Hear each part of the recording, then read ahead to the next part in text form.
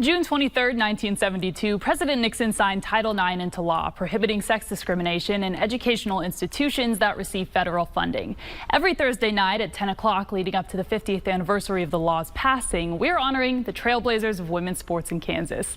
This week's 9 at 50 feature, brought to you by Palmer Law Group, celebrates Patty Dick, who has spent a lifetime fighting for equality on the court.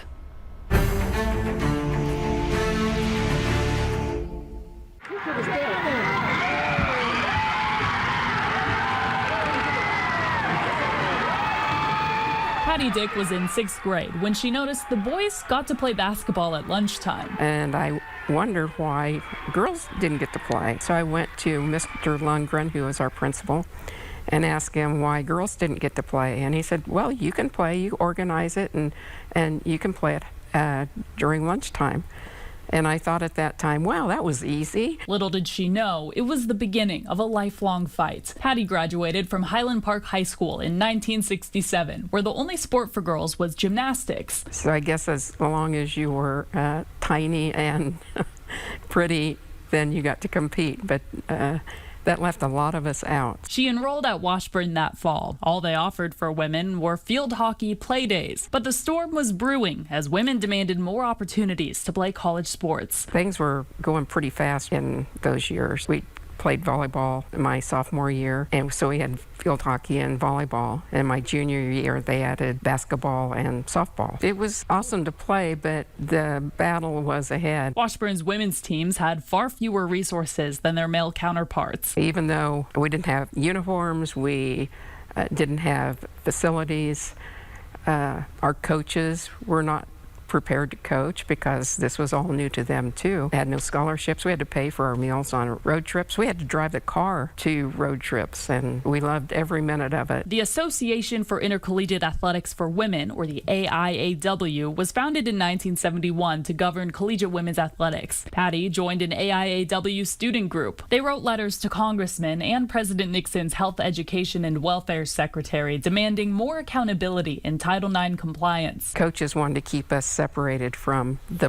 politics of it, and we wanted to jump right in. I remember that, and we did. We jumped in, and I can remember coaches trying to slow us down a little bit, but we were in it for the long haul. After college, she started her coaching career at Washburn Rural High School, coaching basketball, volleyball, track, and gymnastics. I washed all the clothes and towels and pulled out the bleachers and got ticket takers and the whole shebang. Pretty much nothing was provided, and my salary doubled every year.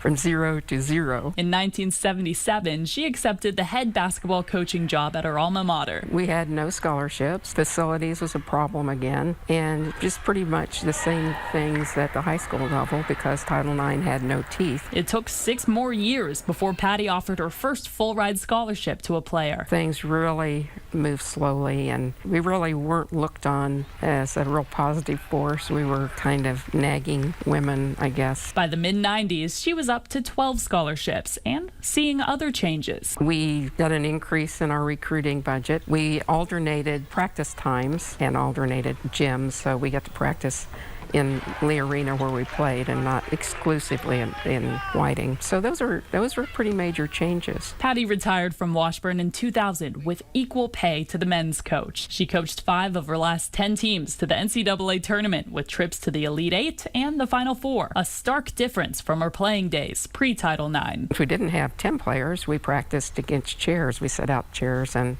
maneuvered around chairs. So that went from that to going to national tournaments consistently. So quite a jump there. Washburn honored her accomplishments with a place in their Athletic Hall of Fame in 2001. She says she didn't get there alone. My grade school principal, my junior high PE teacher, the women at Washburn that were so tremendous and worked so hard every day. Our hearts and souls were in this. Patty says the fight continues, but thanks to women like her, girls grow up knowing there's a spot for them on the court at lunchtime.